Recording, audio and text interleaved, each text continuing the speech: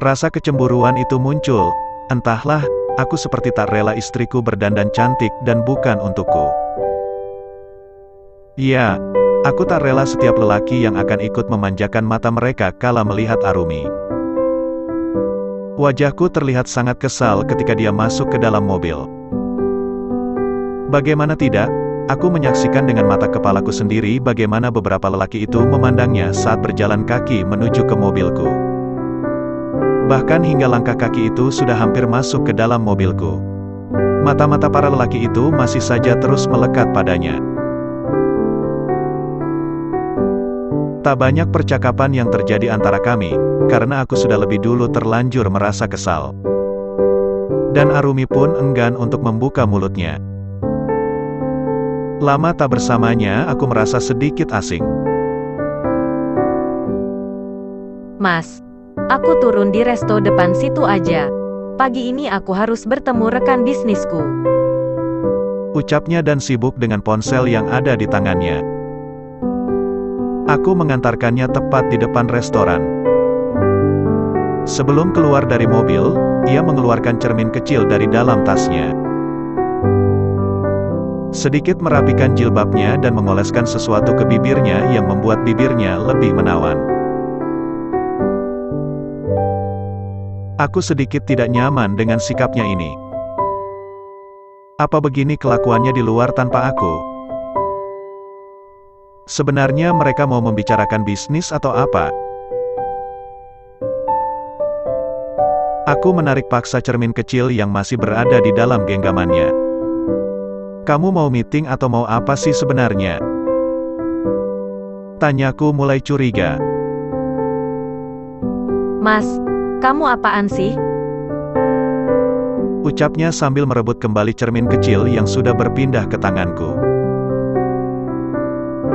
Dan tanpa berpamitan, kakinya langsung melangkah keluar dari mobilku.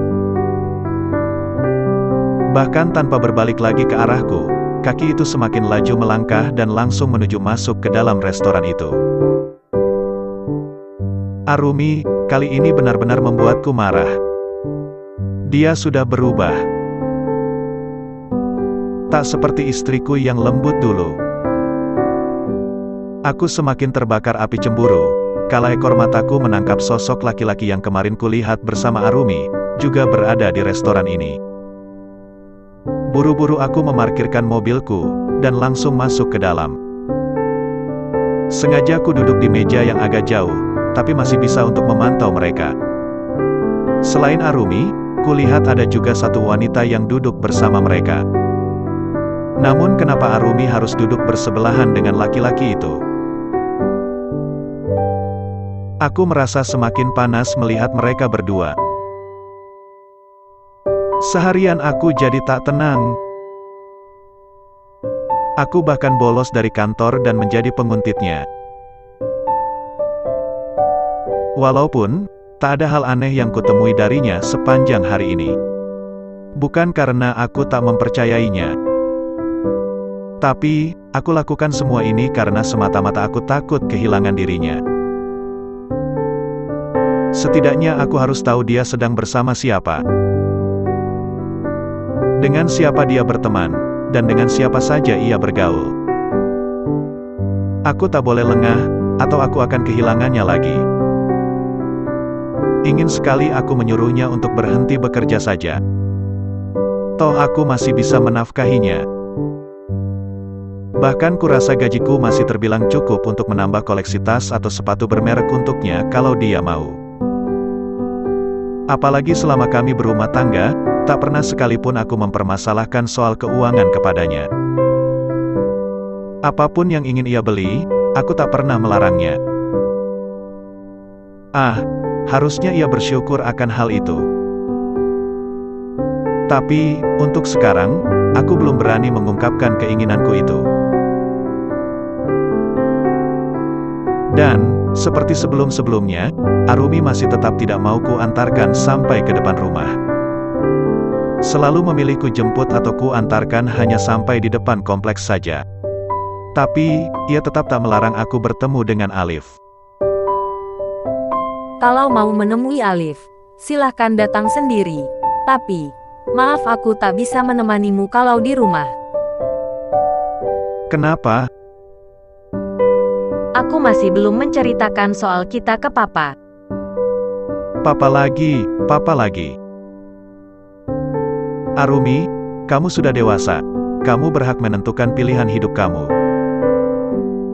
Karena itu Mas, aku takut salah memilih pilihan untuk hidupku lagi. Maksud kamu apa? Kamu belum yakin kepadaku. Hei, lihat aku ini suamimu Arumi. Ia hanya menunduk seakan tak mau menatap mataku. Aku sangat kecewa bisa-bisanya dia berkata seperti itu. Aku masih butuh waktu Mas. Sampai kapan lagi Arumi? Bahkan aku sudah tidak tahu ini sudah bulan keberapa semenjak saat terakhir kita bertengkar. Kau hanya terus memikirkan kesalahanku tanpa pernah melihat usahaku untuk berubah. Dan satu lagi, perlu kau ingat, kau memang anak papamu. Tapi, aku adalah suamimu. Saat ini tanggung jawab ayahmu sudah sepenuhnya lepas dan berpindah kepada diriku. Aku bosan dengan kata-katanya yang selalu menyuruh aku menunggu. Semua memang butuh waktu. Tapi, untuk apa kita harus mengulur-ngulur waktu kalau semuanya bisa dipercepat? Kalau kamu tak bisa, biar aku yang bicara langsung sama papa. Mas, aku tak ingin ada keributan lagi antara kamu dan papa. Terus mau sampai kapan? Suaraku sudah mulai meninggi. Sungguh, aku tak ingin lagi bertengkar dengannya tapi, ia terus saja memancing emosiku. Aku lelah, kami bagaikan anak remaja yang menjalin hubungan tanpa sepengetahuan orang tuanya dan harus dilakukan secara sembunyi-sembunyi. Bahkan untuk di tempat keramaian pun Arumi menolak untuk bergandengan tangan denganku.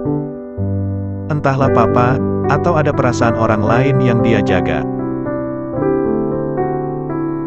Hari demi hari berlalu, tapi tak ada kemajuan dalam hubunganku dengan Arumi. Bukannya membaik, malah aku merasa dia semakin jauh dari rangkulanku. Raganya di sini bersamaku, tapi aku tak mendapati jiwa istriku lagi seperti dahulu. Senyumnya, tawanya, candanya, seakan hanya untuk teman-temannya dan tak tersisa lagi untukku. Hambar, mungkin itu yang kurasakan sekarang. Aku lelah. Rasanya sudah sekuat tenaga aku memperbaiki semuanya, tapi sia-sia. Puncaknya, pada siang hari ini, aku sungguh tidak tahan lagi dengan kondisi seperti ini, aku lelah. Dengan tekad bulat, aku berniat menghampiri papa mertuaku dan menyampaikan semuanya.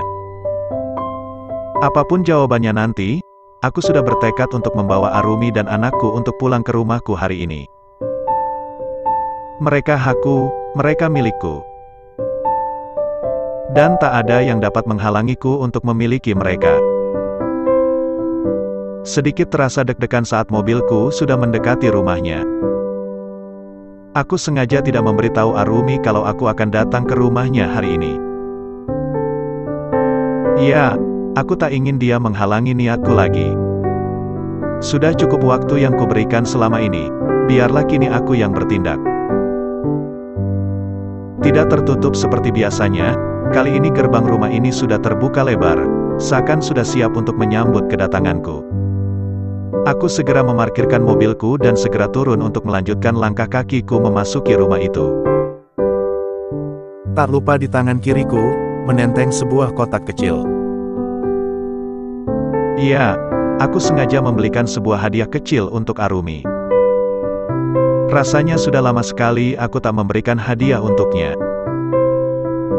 Bagiku, sebuah hadiah, bukannya hanya saat merayakan momen hari ulang tahun saja, tapi bisa menjadi sebuah tanda sayang kita kepada orang yang kita cintai. Baru saja jariku mau menekan tombol kecil yang tertempel di tembok itu, tapi tangan kananku tak sengaja mendorong pintu yang ternyata tak ditutup itu. Aku sedikit mengintip dan mengucapkan salam.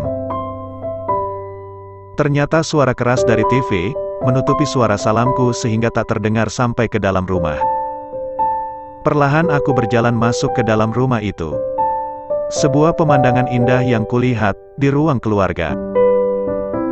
Kini tengah berkumpul, papa, mama, anak dan istriku, juga seorang lelaki asing yang ikut menikmati indahnya suasana kebersamaan itu. Sempat aku terdiam melihat Arumi tertawa lepas dengannya. Bibirku ikut melukiskan senyum, bisa melihat istriku tertawa lepas seperti dulu lagi. Tapi, aku sangat berharap apa yang terdengar oleh telingaku itu salah. Sangat besar harapan Om agar hubungan kalian bisa bersatu setelah perceraian Arumi nanti.